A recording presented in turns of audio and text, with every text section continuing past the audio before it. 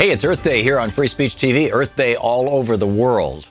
And it really needs to be Earth year, Earth decade, Earth century. It's like, because, you know, Mother Earth is being badly wounded by human activity.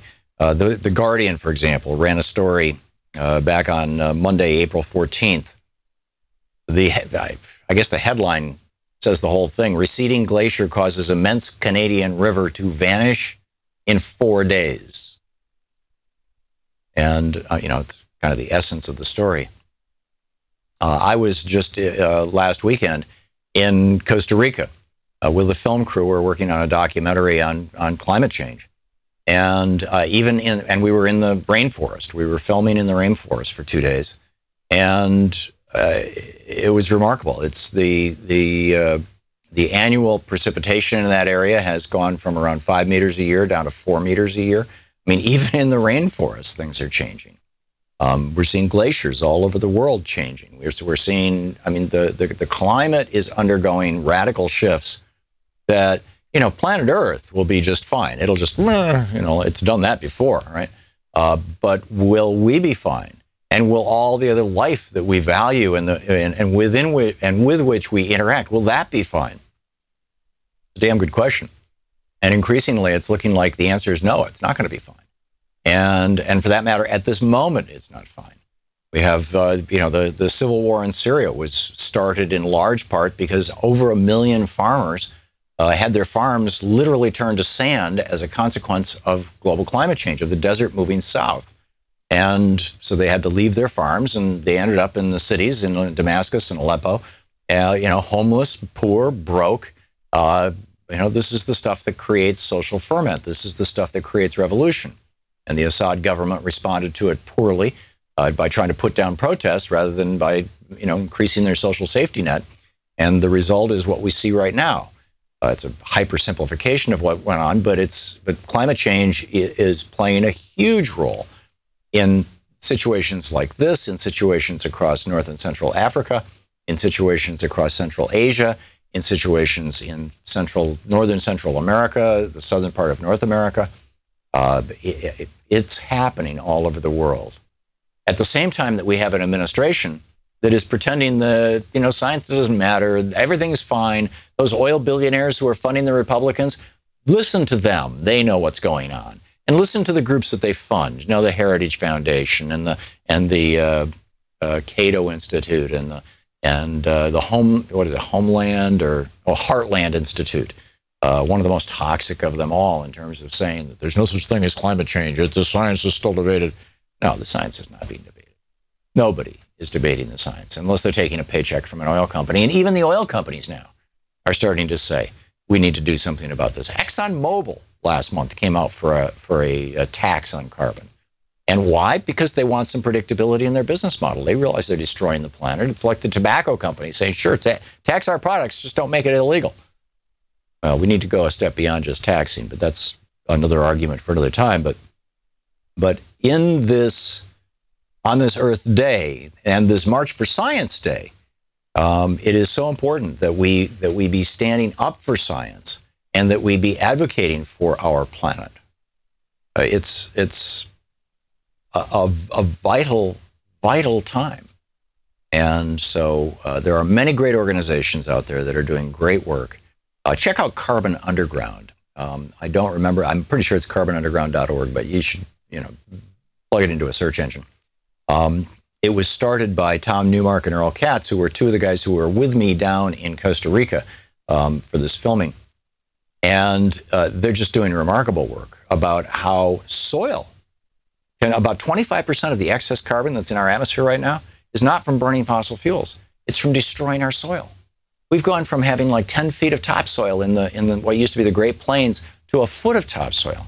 There are parts of the world, I mean, the United Kingdom has said that they may have 60 years worth of food production left, and that's it. And the same thing is happening all over the world, that the ability to produce food is vanishing because of these insane agricultural techniques that we've been practicing, using pesticides and herbicides to destroy our competitors rather than collaborate and compete with them and cooperate with them. Plowing and tilling the earth, you know, busting up the earth. not recycling organic matter appropriately, and monoculture agriculture, planting huge fields of one thing. This is not how nature works. And so this is a great day and a great time for us to reflect on the consequences of our actions, on the importance of our interdependence with all these vital systems that we call planet Earth, all these vital systems that we call the ecology of the Earth. To this article by Hannah Devlin, the science correspondent for The Guardian, from Monday, May 17, an immense river that flowed from one of Canada's largest glaciers vanished over the course of 4 days last year, scientists have reported, in an unsettling illustration of how global warming dramatically changes the world's geography. Not that it ran dry for 4 days, it's that it vanished in 4 days. It's not coming back. The continental-wide rearrangement was documented by a team of scientists who had been monitoring the incremental retreat of the glacier for years. But on a 2016 fieldwork expedition, they were confronted with a landscape that had been radically transformed. We went to the area intending to continue our measurements in the Slims River, but found the riverbed more or less dry, said James Best, a geologist at the University of Illinois. The delta top that we'd been sailing over in a small boat was now a dust storm. In terms of landscape change, it was incredibly dramatic. The data also showed how abrupt the change had been with the Slims, that's the river, flow dropping precipitously from the 26th to the 29th of May, 2016. It's just a remarkable story. It's just, it's one little example in one little part of the world. But it's happened. I mean, Glacier National Park, I think it's in Montana, here in the United States, Glacier National Park has lost most of its glaciers. I mean, it's going to be glacier-free in another 20 years. The Arctic is losing its ice, and as a consequence, this is the lowest sea ice extent ever since before humans came out of trees. I mean, millions and millions of years. And this is radically changing the weather and, climate and weather. And as weather is radically changing, we've got 6% more moisture in the atmosphere. We're about 1 degree Celsius warmer than we were in the 1950s.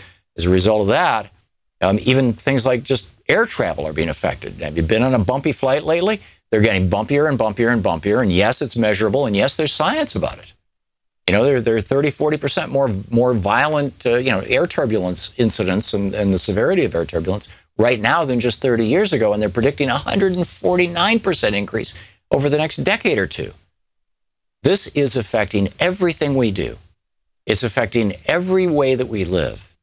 And the science around this is so critical.